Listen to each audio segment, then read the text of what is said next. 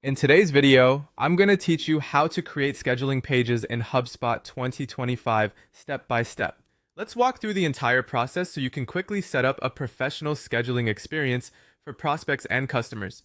First, open your browser and go to HubSpot. Make sure you're logged into your account before proceeding so your scheduling page connects to the right calendar and user profile. Once you're in, head to the main navigation and select Sales. From there, choose Meeting Scheduler. This is where you'll manage and create all your scheduling pages. Click Create Scheduling Page to start a new setup. You'll be asked to choose a scheduling page type. Pick the format that matches how you meet, such as a standard one-to-one booking. This choice determines who owns the meeting and how it's assigned, so select the one that fits your workflow. Next, you'll complete the core details. Begin with the internal name. This is for your team only, so make it descriptive and easy to recognize, like referencing a meeting purpose or segment. Then set the event title. This is what invitees will see on the booking page and on their calendar, so keep it clear and friendly. Choose the location for the meeting, whether it's an online conference link, a phone call, or an in-person address. If you use a video tool, select the option that automatically adds a meeting link to the calendar invite. Add a concise description to set expectations, outline the agenda,